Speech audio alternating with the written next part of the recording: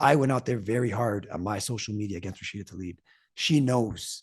She's been to my restaurant. I've told her to her face many times, I will not vote for you. Like she'll be eating the sandwich, like, thank you for coming to the restaurant, supporting me. I'm not voting for you.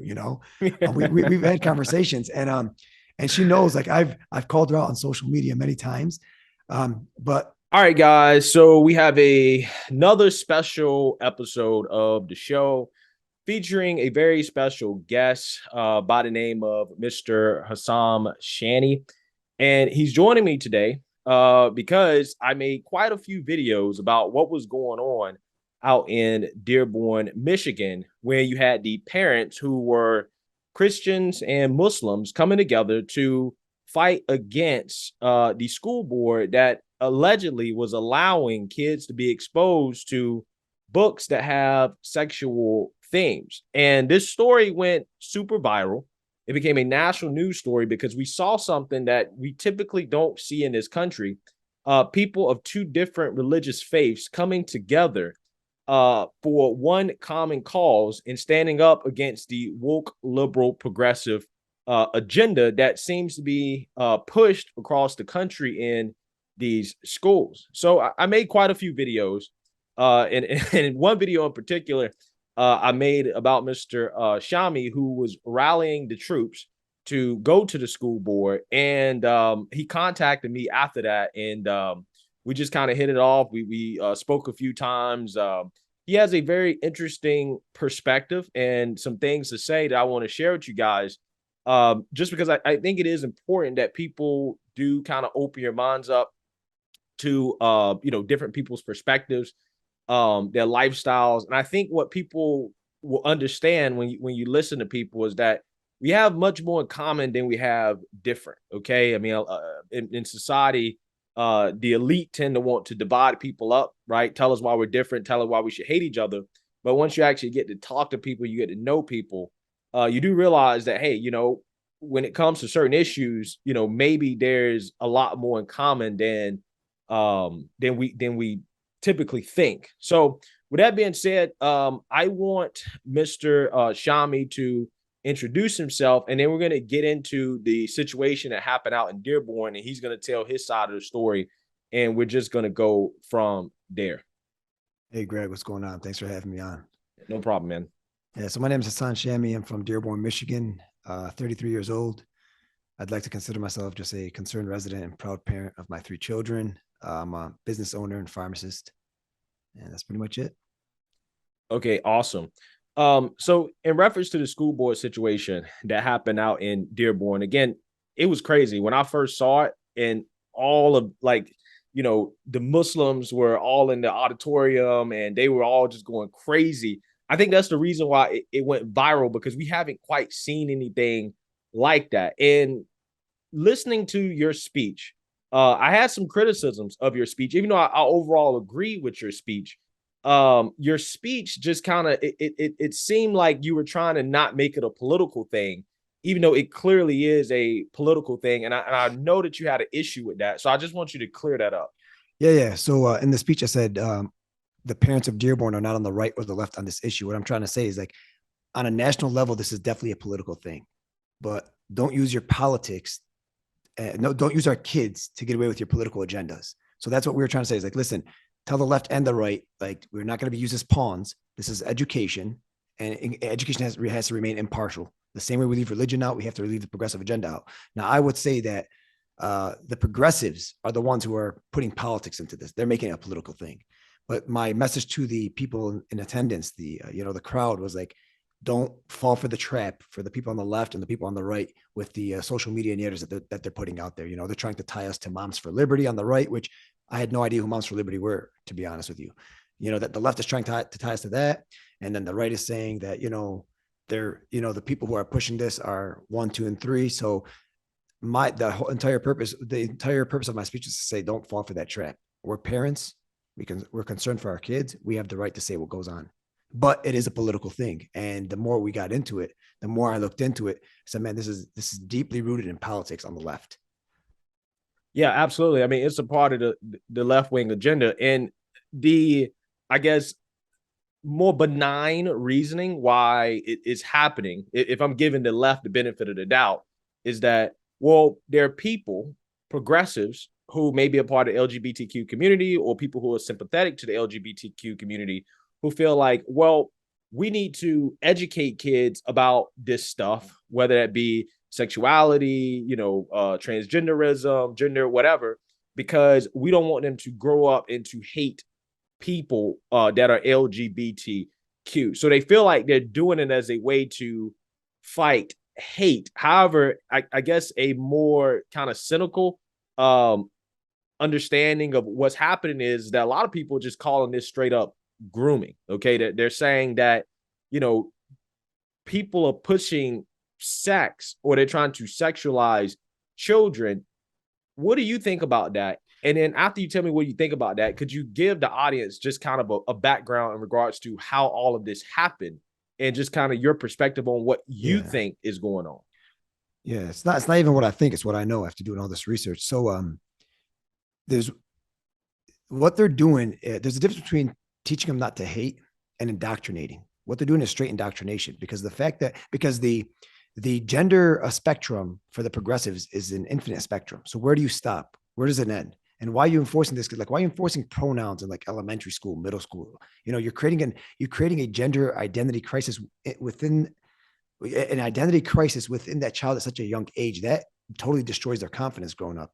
So what I see is that it's not just LGBT. Number one, the books that are in the libraries are sexually explicit books. And so whether they're heterosexual or homosexual, there's no need for these books. I mean, there's a couple that are, I think the book is called Push, about a father molesting and raping his daughter and whatnot. And it's very, very graphic. There's no need for that stuff. There's a book called This Book is Gay, and it teaches them how to go on Grindr and hook up with people on the internet. And I said in my speech, if the book was called This Book is Straight and they teach them how to use Tinder, we'll still be against it because it's still sexual in its very nature. So the media tries to control this narrative that, hey, it's anti-LGBT. No, it's anti-sexual grooming. Now, furthermore, when you look into this, it's not just about books. So the media and the entire narrative across the board is all about book banning. No. Let's look at the state level, State Board of Education. There's a extreme progressive agenda that is enforcing gender ideology on the counselor level. And I think next year, like social emotional learning is going to be like it's going to be like a $4 billion industry. And I got all the information from Courage is a Habit. You can find them on Twitter. Amazing group who's doing amazing things across the country, getting us all these details. But there's a progressive agenda at the State Board of Education that's enforcing this belief system and gender ideology and whatnot into schools, into public schools. And this is a form of indoctrination. So this is what's really going on. It's just not about the books. It's not just about sexual grooming. It's literally just creating. It's indoctrination. In the simplest terms, indoctrination. And like me, if I plan to have kids, I have 3 kids. My children are my responsibility. They're not yours. They're not the government's. They're my responsibility. If I want to raise them religious, I'm going to raise them religious. If I don't want to raise them religious, I won't raise them religious. At the end of the day, they're my responsibility. When I put them in public schools or any type of school, it is not up to that school system to indoctrinate them. They're going there for education. Now, nobody said that if you don't learn about different type of genders that you're going to hate gay people. I mean, we didn't learn about this stuff in school, and I don't hate gay people. At the end of the day, my religion tells me to respect everybody. Now, my religion can tell me what are sins and what aren't sins, but that doesn't mean you directly confront and disrespect any individual as a person. So the big difference. So when it comes down to hating and whatnot, that stuff is done at home. That's how the parents raise the children, and that's not the school's responsibility. But that's pretty much it. Got it. So how specifically did the situation in Dearborn kind of blow up? Because from my understanding, this has been going on for quite a bit until it actually really just came to a head. So do you have any specifics about kind of what led up to that school board meeting that went viral? Yeah, there's a realtor in our city named Stephanie Butler, and she's a Christian mom. And she was putting out these videos and whatnot, and then one of them went viral on Facebook. And then it came to, we all have WhatsApp group chats. You have a family chat, you have a work chat, everyone's in WhatsApp chats here. So it went viral, and then it was all over our WhatsApp chats. And I'm looking at this stuff. I'm like, man, this is legit. Like this is, and so she's sending like screenshots of what she finds in the schools. And her daughter went and checked out a book and graphic images of a book called Flamer. And so with us Muslims, there's a red line you don't cross. I mean, we're not, if you're tolerant to everything, you stand for nothing. We have some intolerance, reasonable intolerance, and this was one of them. And we just stood our ground. We said no. So we rallied the troops. They had a rally. That's the first video you made of me when I was giving a speech outside at the Henry Ford Centennial Library in Dearborn. Mm-hmm. There was a rally. They asked me to speak, so I went up there. I just from the heart, gave a 4-minute speech from the heart, and then it just the fire exploded. So we ended up going to the school board multiple times, and right now the school board is reviewing a resolution that we parents submitted. That resolution asked them to remain impartial when it comes to politics, religion, keep gender ideology out of it. Do not have opt-in and opt-out forms for like certain surveys and whatnot. So we're waiting to see. It's under legal counsel with the Board of Education. So we're waiting to see what happens with that. Got it. So basically, at this point, you're in wait and see mode to kind of see how you're going to progress on this issue. Yeah, this is a long-term battle. It's not short-term, and it's not, and like I said, it's not just about the books. There's more in that resolution that we added. So, and we expect it to be a few months because, legally they gotta, the district has to look into it compared to the state board of education laws, the state laws and whatnot. And even though we are all going up against the board of educations in our community, sometimes it's not even them. It's coming from a higher level and it's being implemented in. And so these guys are dealing with the situation, but this has to be on a higher level. Is your local congressional representative Rashida Tlaib? Who's that? So yeah. No, she is. Yeah, we don't. She don't represent Dearborn. Oh, okay. She does as a congresswoman, but her values and our values don't align. Even if Dearborn, even if the entire city of Dearborn didn't vote for her, which half the city did, even if they didn't, she'd still win because of her district covers more than Dearborn. So people always relate Rashida Tlaib to Dearborn. It's wrong. Many of us don't support her. We don't like her views, and she doesn't respect our community the way that she should be. Yeah. So how does that work as a Muslim, right? I understand, like, when it comes to Christians, you have Christians that have a more literal interpretation of the Bible, a more conservative kind of perspective where they're like, okay, I'm taking a hardline stance on certain issues that are strictly prohibited, like, for example, homosexuality. Does it? And then you also have more liberal Christians, where it's to the point where I think maybe it might have been some Methodist churches. I've done a lot of videos on these liberal churches that literally will have drag queens come into church and then try to justify it with the Bible. And there is no justification for it in the Bible. Again, in fact, it's strictly prohibited. I mean, there's a passage in Deuteronomy that literally says that men cannot wear women's clothing. Right. And it's like, well, as a pastor, how do you justify going against what is like literally in the Bible? But they do. So I'm wondering, as Muslims, does it work the same way? Do you have some people out there that are, kind of have a more liberal interpretation and they're allowed to do stuff like this? Like, for example, in a mosque. No. I'm gonna cut you off right there. So there's a difference. So the liberal interpretation is more on the community level and the youth, and more of the youth who are saying, well, I can do, they're living in a society now where, it's all me. I know the truth. It's all about what I know, what I think, what I feel.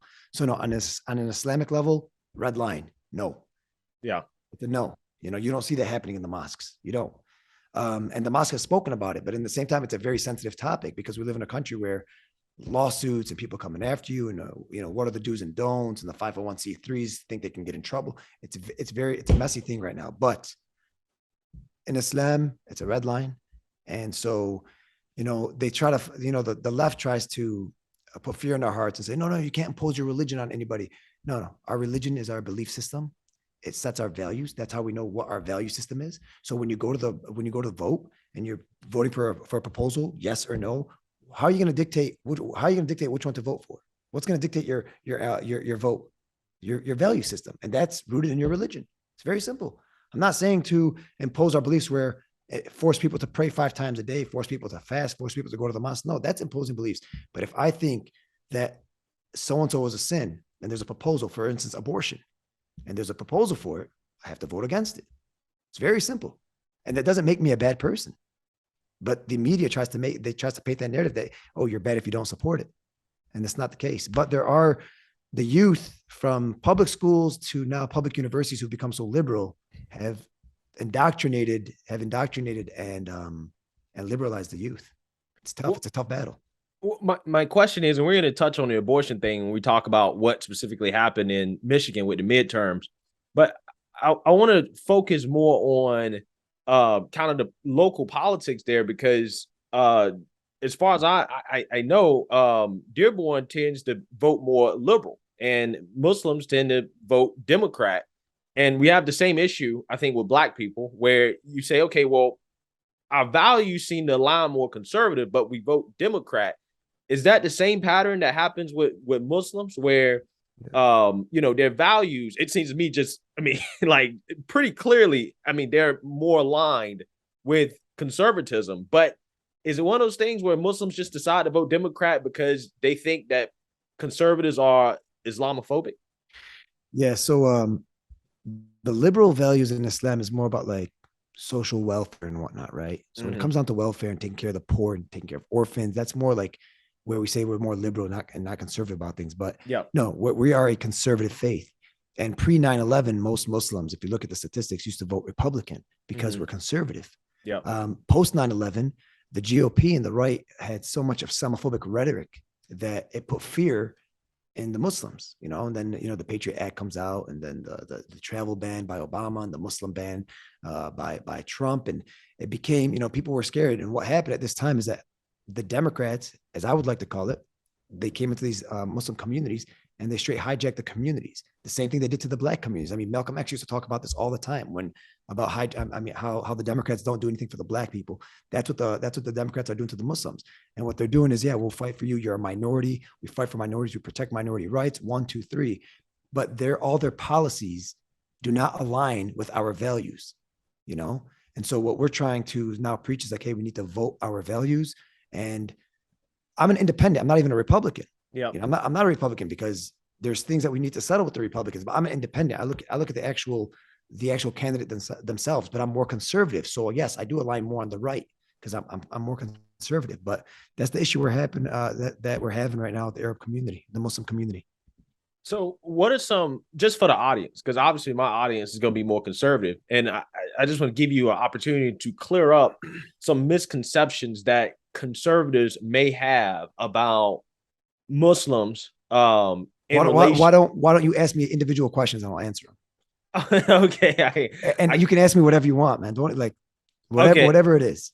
Okay. Well, okay, for example, there's this idea that Muslims want to come over here and implement Sharia law, right? What is your response to this idea that Muslims want to come over here and change America and to make it a Muslim country? That's the silliest. Yeah, that is the silliest concept I've ever heard of in my life. I mean, I'm from Lebanon and there's no Sharia law in Lebanon.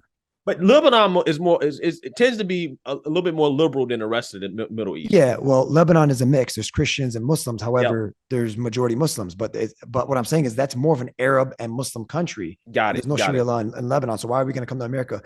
In our religion, you need to follow the law of the land. We don't live in a Muslim country. We live in America. America was founded on religious principles, right?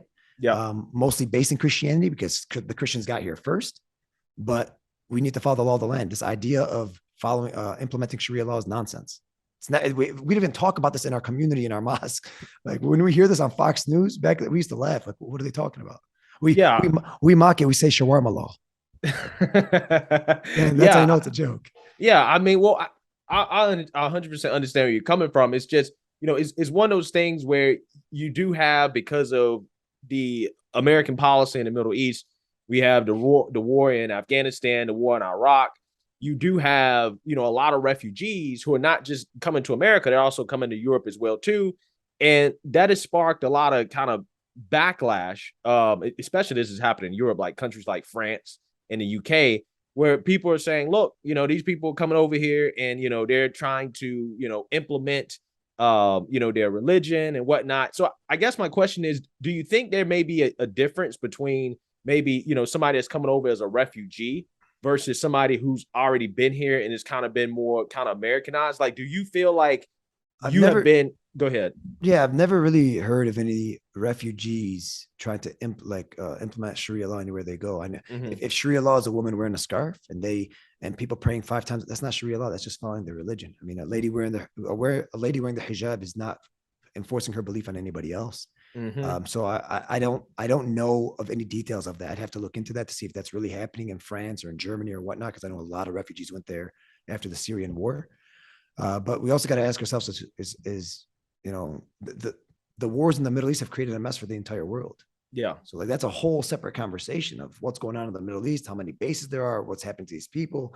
So why do we have refugees in the first place? Where are they going? So, but no, as for them implementing Sharia law, I've never heard of that, and it's not part of our religion to go into another country and implement our laws. Like I said, I'm Lebanese, and there's no Sharia law in Lebanon. Got it. Well, again, I'm just Yeah, that's saying it. fine. Yeah, I'm just trying to help kind of, Like I said, clear up ask. things that I think that people are gonna like questions they're gonna have about, again, are you trying to come over here and implement, are you trying to turn this country into like a Middle Eastern type country? And I don't think that's the case. So that's No, what I'm saying. Like I'm trying to help, kind of clear some of those things up that people are fearful of because, you know, like you said, from a social perspective, Muslims tend to be more aligned, okay, with the Republican Party.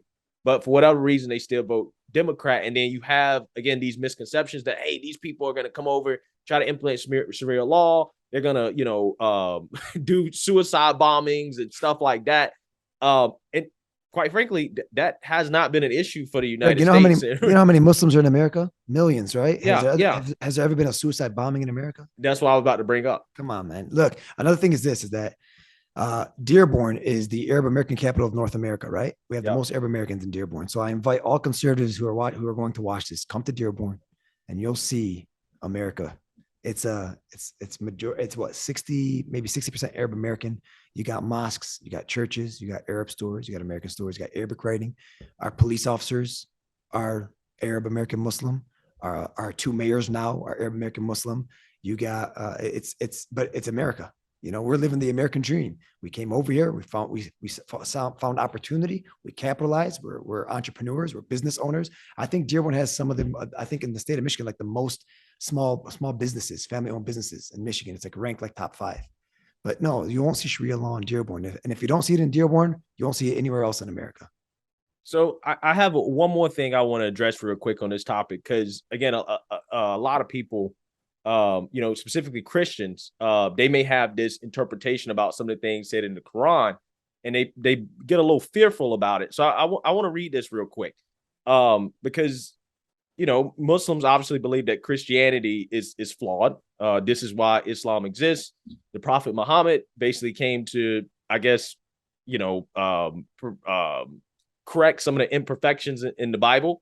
And one of the scriptures that is cited a lot from the Quran is, quote, fight those who believe not in Allah nor the last day until they pay the jizya with willing submission and feel themselves subdued. Surat at Tabal 9 and 29, disbelievers will go to eternal hell. So it's passages like that. Yeah. That So I'll explain that to you. I'll yeah, explain that to yeah, you. yeah. You can explain it to me. It's passages like that people get fearful of, and I think that kind of makes people like, okay, I'm not necessarily sure about these people. Can you explain that? Yeah, absolutely. So the Quran is not a literal you can't take the literal translation of the book and implement it. So Mm-hmm. these verses that you're reading are stories of when the Muslims had to defend themselves in war. It's not about today in America. Say, hey, you're a Christian, I'm killing you. You can't do that because if you look in the Quran, there's a verse that says, if you save one person, God will credit you for saving all of humanity. And if you kill one innocent person, God will punish you as if you killed all of humanity. So the protection of life is one of the most sacred things in the Quran. These verses that you read about the disbelievers and the kuffar, these are about war. And so the book, the Quran is one thing, but there's these things called tafsir, Tafsir. They're the translation of the Quran, and there are volumes and volumes and volumes of books that explain it. And I have a book behind me.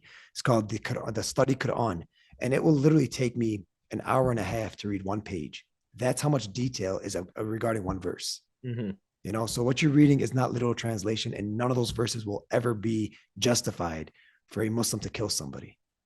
So these are like stories of like when Prophet Muhammad was being attacked. Now, when you do read about war and Prophet Muhammad, I do want to say that he fought defensive wars, not offensive wars. So they're defensive, never offensive. And within these stories, it's also always mentioned to sign peace treaties. It's always mentioned for forgiveness is better than taking revenge and whatnot. So I think out of all the verses in the Quran, there's these few verses about war and whatnot. And this is what the media likes to put out there to scare people. It's fear tactics. It's called, divide and conquer. Yeah. That's how they split Christians and Muslims.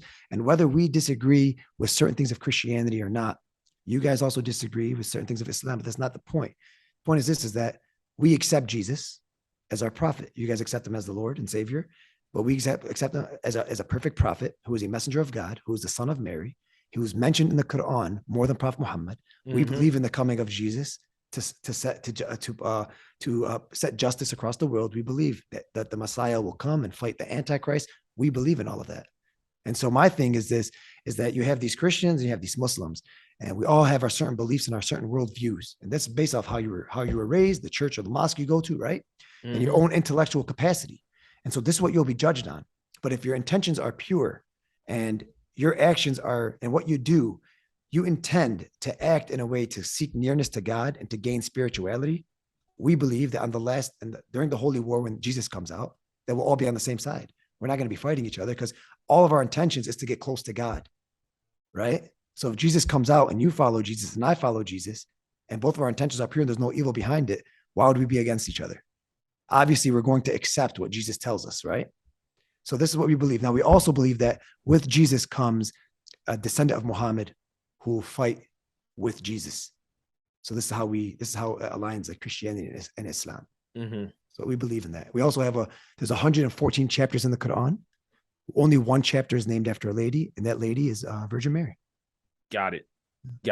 Well, so there's a lot of similarities, man. A lot of similarities. Absolutely. And I think the main thing we can agree on, though, is the similarities in regards to focus on the family and how the family is supposed to be the center of, society, of life, and everything is supposed to kind of go through that.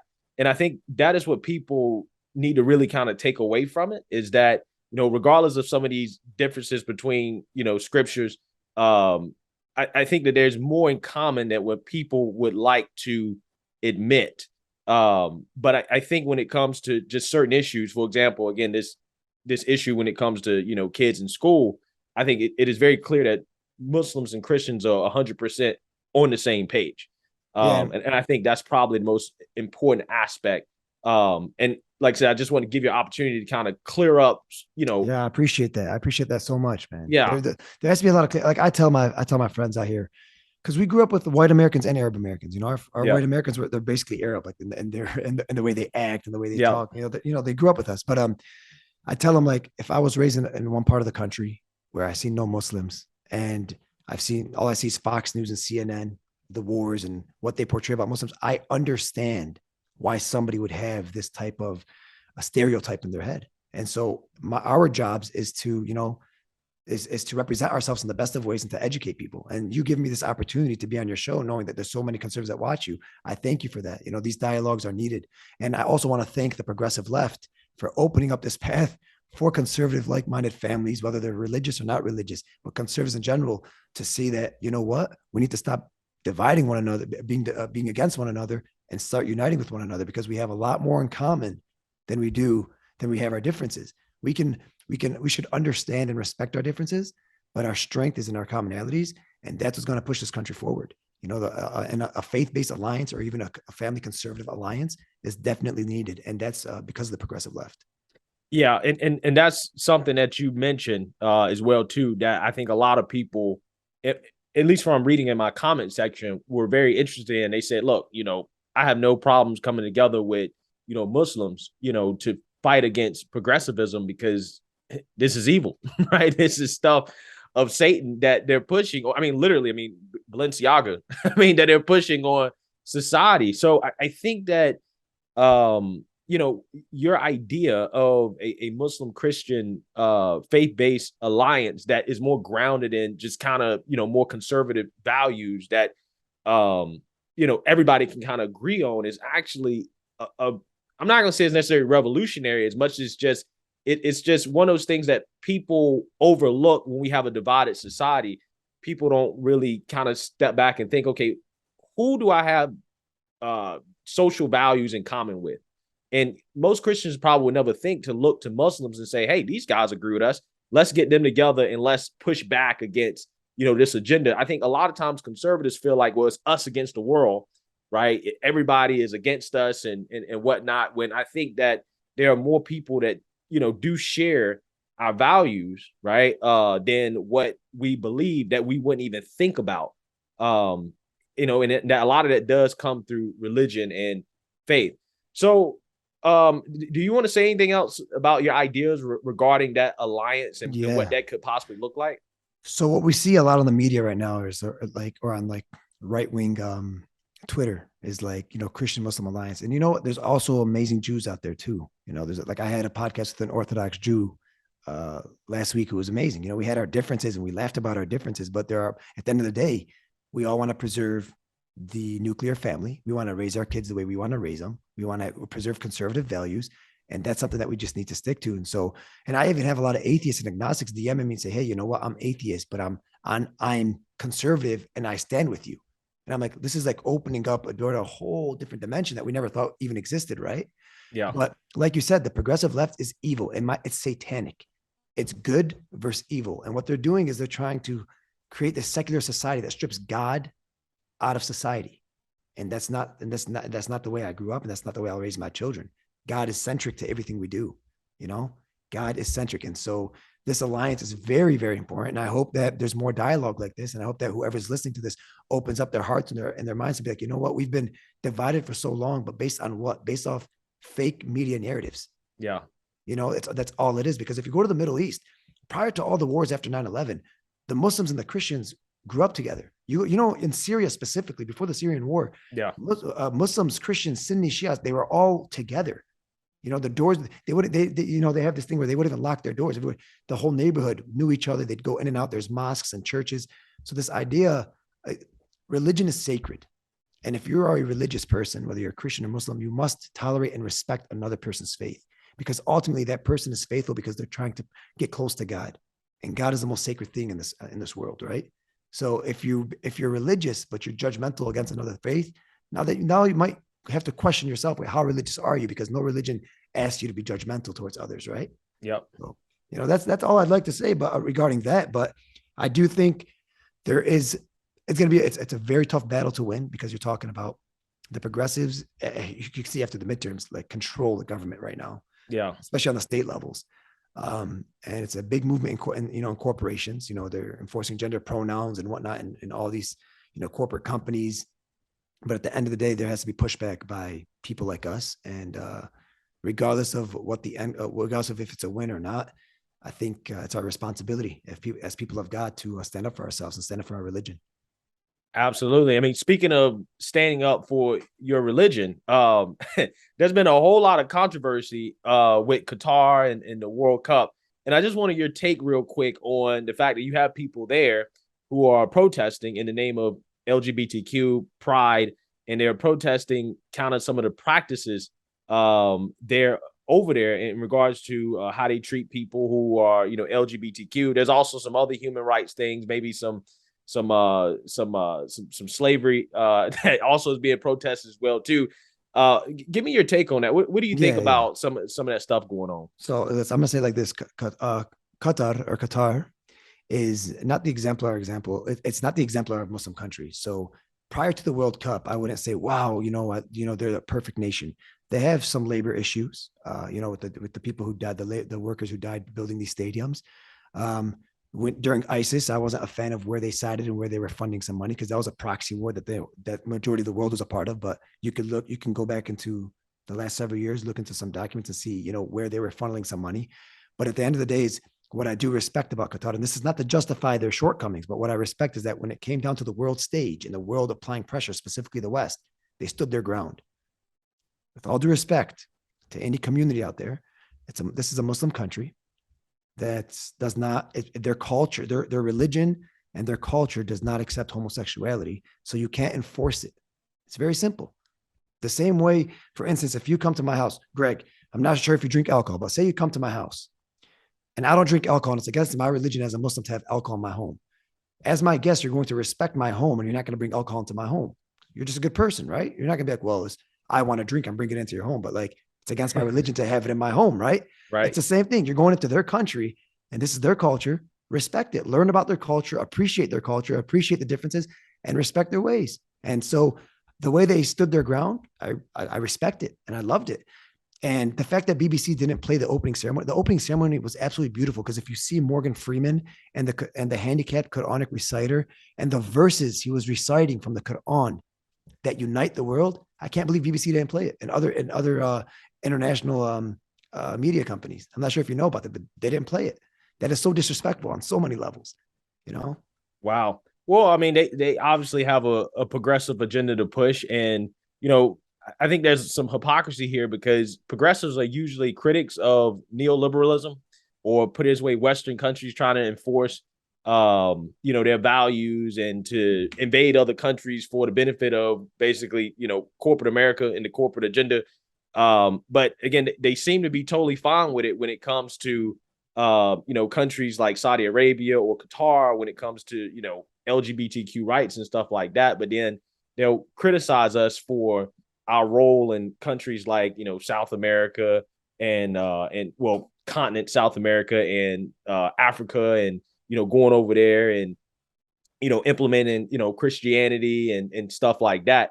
They have a whole lot of they have a whole lot of criticisms for that, but again, they have no problems pushing their agenda on countries where they tend to, you know, disagree with what they're doing. You know, if you go to other places in the world, it's not only Muslim countries. There's other Yeah, places in Russia and in Africa and all over the world that they haven't accepted this LGBT normalization in their culture yet. yeah, Yeah, it's not only Muslim countries, but you know, you're right. It's you know, it's more like, you know, they tell us you have to be open-minded and accept everybody for their beliefs. Okay, so why aren't you accepting my beliefs? yeah. It's very simple. You want me to accept you, but you're not accepting me. They're not reciprocating it. So it's a very flawed ideology, extremely flawed ideology. I believe that another thing that people kind of are curious about when it comes to Muslims and Islam is the role of women and feminism. Because over here, you know, in America, obviously, women want to liberate themselves, but they feel like what liberation is from a progressive perspective. They feel like they have to sexually liberate themselves, or you know, they have to go out and get, you know, jobs and be strong and independent. And I guess I was wondering, what is your opinion on women and their role in Islam compared to, you know, women in typical traditional secular American society? Yeah, I'm not even gonna tell you my opinion. I'm gonna tell you what Islam says. So Western feminism, it doesn't liberate the woman. It actually Yeah, destroys the women because look, we believe women are the backbone of society. As Napoleon said, you give me a good mother, I'll give you a great nation. You give me good mothers, I'll give you a great nation. Women are the backbone of society. Islam puts women on a pedestal. Many people see the hijab and they say it's an oppressive garment. The hijab liberates the woman. Okay. Just like how you see, have you ever seen Virgin Mary, a statue of Virgin Mary without a veil on? no, I haven't, but yeah, That's exactly what the Muslim women wear. It's a veil. You know, it's a veil that is part of the religion. The father and the husband cannot force his wife or daughter to wear the scarf, but it is a religious obligation to wear the hijab. But it's meant to, and today, especially today, we live in such a hyper sexualized society. The hijab is meant to liberate the women. You know, you accept them for who they are, not for what they look like and what the curves of their body are, right? So like there's also, for instance, I was reading this one time, and an Englishman was asking a Muslim scholar, why can't we shake your woman's hands? You know, and so the scholar said, why? He goes, if I seen Queen Elizabeth, can I shake her hand? And he goes, no. He goes, why? He goes, because she's the queen. He goes, well, in Islam, all of our women are queens. mm, This is how we treat them. It's about modesty. It's about respect, because we live in a society, and even if you look all the way back, it's very hypersexualized. Everything is about sex. Everything's about, you know, especially in America, especially in the West. You know, you sexualize the lady to get sales, to hire them. You put them in the front of your businesses, and Islam is against that. You know, so and regarding education, I mean, you look into Muslim countries, even Iran, even the Muslim communities in America. Muslim women are very, very educated, and it's part of our religion to become educated. So yeah. not being educated, like my wife has two bachelors and a master's. You Mm-hmm. know, but when it came down to raising a family, she decided to step away from her job. to raise my family because we're both conservative, and she wants to raise the kids because we want to raise our kids in the home and not in a daycare because we want to implement our values. So this is a personal choice we made, and God has blessed us with the financial stability to be able to make that decision. So we've made that decision. But this idea that Islam is oppressive towards women is completely false. I mean, as some people ask me, hey, why can't women in your religion drive? I said, what?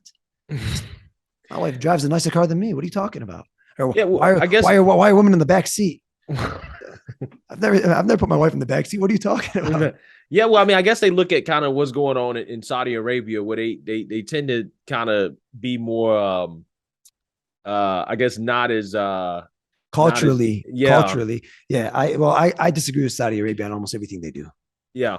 Yeah. So you say so what you're arguing is that a lot of these, I guess, stereotypes that people have for Muslims actually are more of a cultural thing that is specific to a country rather than Islam.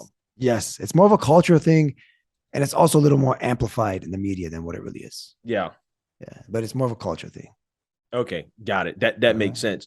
Yeah. Thank you for clearing that up. I mean, because again, a lot of people, no problem. A lot of people feel like women are, oppressed in Islam and stuff like that. And I'm gonna tell you, I mean, and there's kind of some overlap between conservatism and kind of the red pill community, like the manosphere thing, and a lot of the red pill people, even though I don't think a lot of them practice what they preach, but they say, hey, we want more traditional women, right? We want women that people would stereotypically see as, how a Muslim woman would carry herself, right? To be more focused on taking care of the family and, embracing her role as a mother instead of trying to be a man.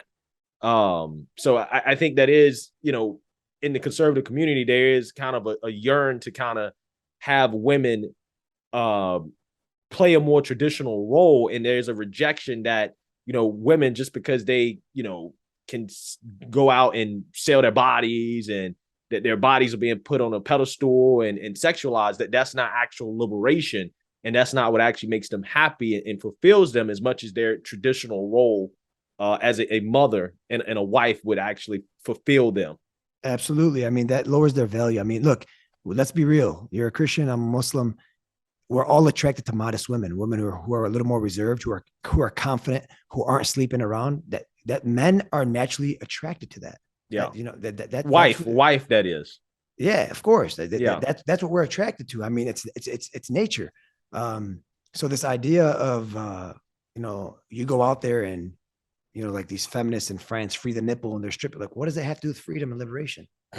It confuses me. Like, what's going on here? Yeah. So I hope I answered the question for you. No, you did, man. I appreciate you kind of going in on, how, women are treated in Islam and the perspective there. Because again, there is, a lot of stereotypes around that subject. So we're going to move on here to the last topic, which is the Michigan midterms. And I just wanted your perspective on what happened there, because the exit polls seem to indicate that basically the what I call the thotty vote, the people that came out and voted because Roe v. Wade was overturned and there was literally abortion on the ballot in Michigan. And that seems to be what propelled Gretchen Whitmer to a victory, despite the fact that, at least from my perspective, I strongly disagree with her lockdown policies. I'm not necessarily sure if I would say that she's been a great governor thus far, but you're from Michigan. You have a better perspective than I would on what's going on there. So I want your take on what happened. Yeah, it made me question what the Supreme Court, what their true intentions were with the Roe v. Wade, because it sort of flipped on everyone during the midterms in many states where abortion was on the ballot. It was definitely a great chess move by the Democrats by putting abortion on the ballot. That a lot of people turned out to vote because of that specifically. And what they did with Proposal 3 was there was a lot of misinformation, very vaguely written. And so even Muslim people who are against, for instance, elective abortion, were scared. Women were scared for their health because they made it seem like, no, you're going to die. If you need if you have a miscarriage or any type of medical emergency, you're going to die. And I said, guys, there's no way, like, this is not going to happen. But it was such a vaguely and misinformed proposal that the women went out to vote. And that was, I think Gretchen was going to win regardless, but that was what just took her over the top. Like there were some places like in Ann Arbor where the youth and the women specifically, like 2-hour wait lines just to vote. And if you look at the country, what 70% of single women voted Democrat. Yeah. Tells you a lot. That was something that literally showed up in Michigan. It showed up in Pennsylvania. It showed up in Arizona. It showed up in Nevada. It showed up in literally every race where, you know, you would think that, okay, this is a swing state, but it's going in the Republicans' favor. And that trend of just single unmarried women just going out in droves voting for Democrats, it just seemed to just kind of take away the red wave. It just made it so it's like it couldn't happen. And it's crazy.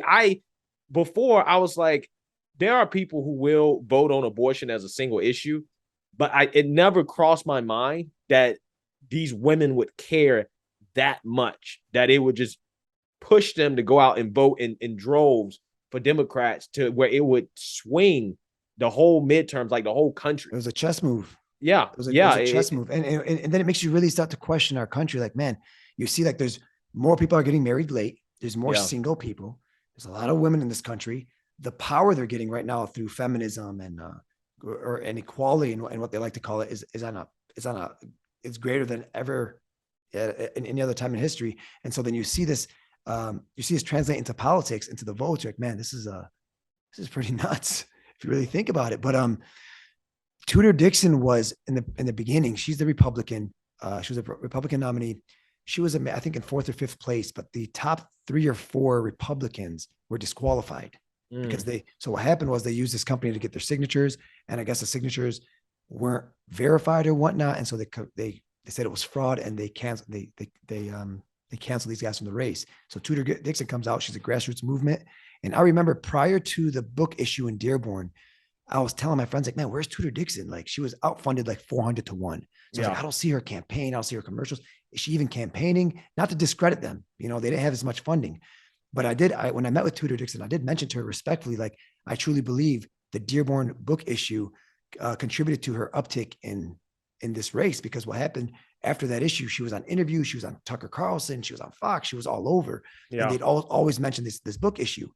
And she almost got almost 2 million votes, which for a grassroots movement, it's pretty, I mean, it's a lot of votes, you know? But we knew that Gretchen was going to win. Anybody who understands politics and gerrymandering in the districts knew that. And even for Rashida Tlaib, I went out there very hard on my social media against Rashida Tlaib. She knows. She's been to my restaurant. You know, I've told her to her face many times, I will not vote for you. Actually, be eating the sandwich, like, thank you for coming to the restaurant, supporting me. I'm not voting for you. You know, we've had conversations, and she knows. Like, I've called her out on social media many times, but I knew she was going to win, because even if Dearborn didn't vote for her based off her district, she was going to win. A Democrat will always win that seat. You know. Yeah. So for anybody who thought like she wasn't going to win, that's just silly. You know, we knew she was going to win. Yeah, well, I mean, Democrats complain a lot about Republicans and gerrymandering, but they do the exact same thing, specifically in New York and California and some of these states. People really don't understand. I mean, both sides are playing that game, and there's just some districts that are just always going to be Democrat. They're always going to be Republican, despite, you know, the will of the people, just because of how the district is drawn. And it seems like Rashida Tlaib is kind of in one of those districts. So what they did? You know what they did this year? They redrew our district lines this past year, and so for the first time in like 40 years, the Democrats control the entire state. Wow. Yeah. So you're telling me that redrawing the district lines didn't contribute to that? Absolutely. Yeah. I mean, well, the Republicans at the national level won the popular vote, but barely has a lead in the House, or majority in the House, which is insane to think about. Crazy. So it's almost like the country is moving in the right direction, but because of gerrymandering and some other things going on, it's not nearly as representative in Congress as it should be, which is something that Democrats complained about a lot back when Trump won, right? Because he lost the popular vote. But now, because the midterms, they're silent on that. I mean, they're playing the game. Yeah, go ahead. You said playing the game? So they're playing the game. Oh, yeah. Yeah, I mean, that is the game, all right? That is the game of politics. So, you know, I think that some of the ideas that you're bringing to the table, the things that you're doing is very unique. I think that it is something that we need in this country. We need more things that unite us than divide us, because I think most people in this country are against the progressive agenda, especially the social progressive agenda. But I think that there's just a few key issues that are keeping people kind of still hesitant to really kind of consider, voting the other way. I think it's a shame, though, that there's only two options. I think it's a shame there's only Republicans, only Democrats. I wish that there was 4 or 5 parties that were competitive for people to actually choose from. People are kind of getting fed up with the woke progressivism that is kind of taking over this country. And I think it's a matter of time before we actually really start to see a big shift. And I think people like you that are on the ground, that are, really working at it and trying to, get people to come together despite, religious differences or racial differences or whatever, cultural differences, I think is really kind of the key to a grassroots movement that will lead this country, hopefully, in the right direction. Yeah, I hope so too. I was never involved in politics, but locally, I focused local. But like the far left has now pushed me to be like, listen, like this is getting way too far left, and we need to stand up. And I got 3 kids, 5, 3, and 1, and Yeah. I do everything for them. And and even if I know I might not win this war, I still have to stand up. And it's documented that when my kids get older, they know their father stood up for them and stood up for what's right. That's why I do it. Perfect. All right, man. Well, thank you so much for hopping on. I really do appreciate it. And I'm pretty sure we'll talk more in the future. And I'm pretty sure my audience also appreciate you clearing up some things about Muslims and the similarities that Christians and Muslims have, and conservatism. I think is excellent. And, I really love what you're trying to do. So if you I got anything appreciate else to it. say, you can go ahead and say it, and then we'll be good. Guys, my Twitter's at Hashemi. It's on the bottom right there. And if you guys ever have questions about Islam, feel free to shoot me a message, tweet me. I have no problem, discussing these stereotypes that are these misinformed stereotypes and whatnot. So thank you so much for having me on. Thank you for making these videos. And I appreciate you, Greg. You're doing a good All right, job. man. Thank you. I appreciate it.